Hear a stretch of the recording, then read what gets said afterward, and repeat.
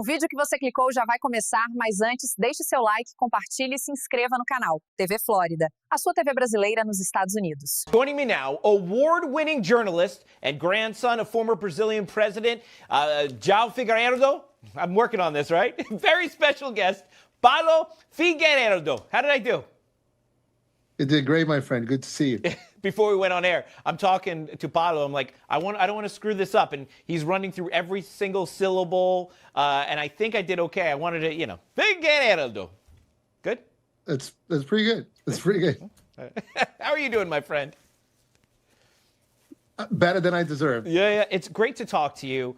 Look, I've been following your story. I've been following Brazil very closely, and what's happening over there. There's so many parallels to the United States and Brazil. You saw what they tried to do to President Trump between 2020 and 2024. And we've seen this now spread through Brazil. We've seen it spread through Romania and other parts of the world where they're like, no problem. Let's just prosecute people, make them out to be criminals, and then we don't have to worry about them getting elected anymore, right? And then in any questioning, any funny business about an election, well, that makes you an election denier.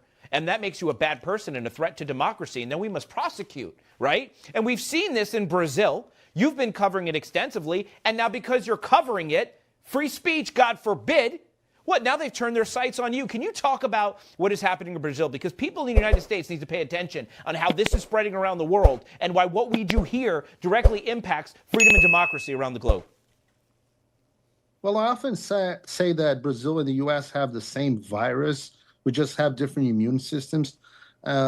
Everything that's happening in Brazil happened some way or the other in the United States, and it was actually created within the United States and exported by the Department of State worldwide. That's why you see so many similarities between what's happening in the United States and in other countries.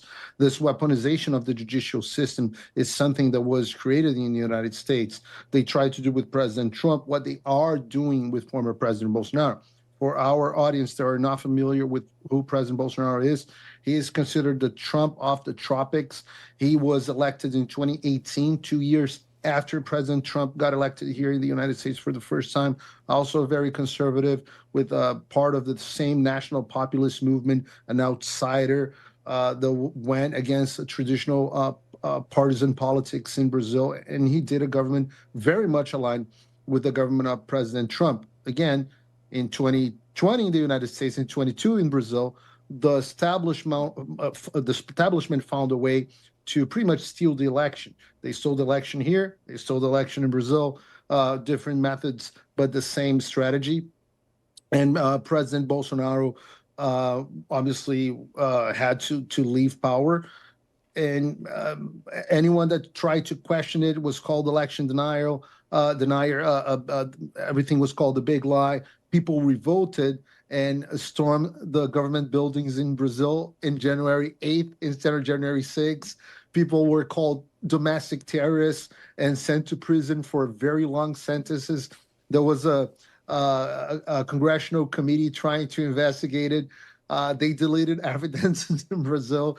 There were signs of agent provocateurs and deep state agents infiltrated. We even had the head of security of the Brazilian government handing bottles of waters to protesters that were inside the building. So many similarities. People were sent to prison for 2 decades in very harsh sentence, more than 1,000 people in prison.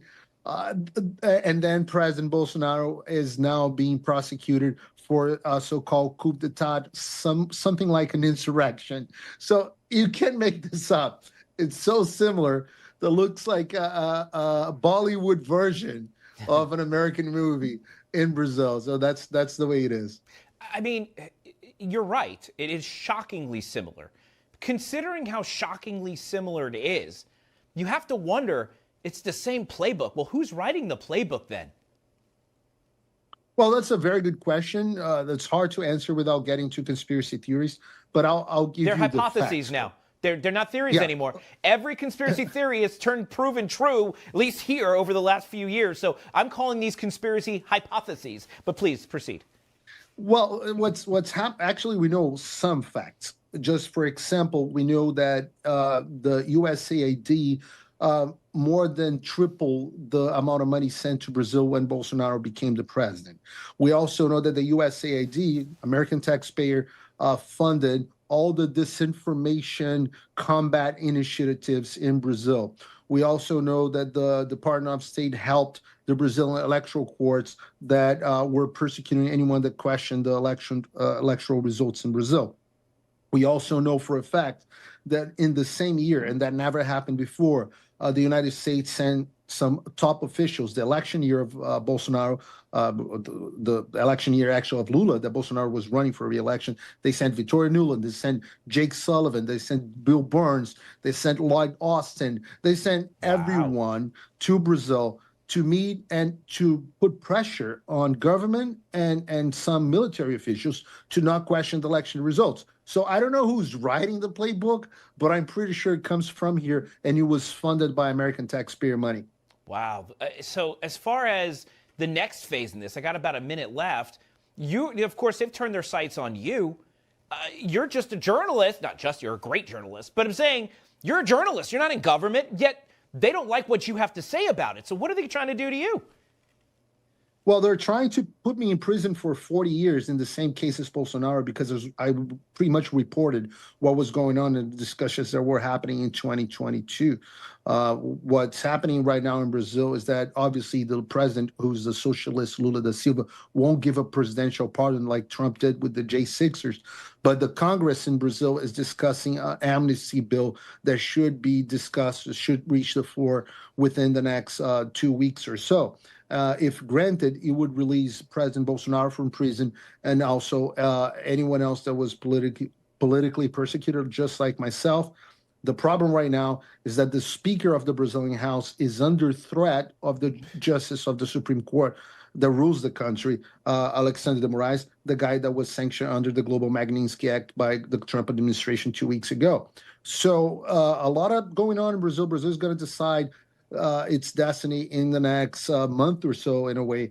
So it's very exciting times. Wow. Paulo Figueiredo, thank you so much for joining. I'm going to watch your case very closely. People should, I mean, you have all the followers in the world. I don't know if there's any followers left for you to collect, but if people want to follow you and follow your work and everything that's going on, where can they go? They can go at Rio P. Figueiredo, as they see on the screen. It's hard to pronounce, but easy to type. So go ahead, and I'll be there. Fantastic. Thank you, my friend. It has been an honor getting to know you, and it is my honor to have you on this show as well. And we'll talk again real soon. Se você chegou até aqui, é um bom sinal. Para assistir os vídeos completos, acesse nosso site ou baixe nosso aplicativo totalmente grátis.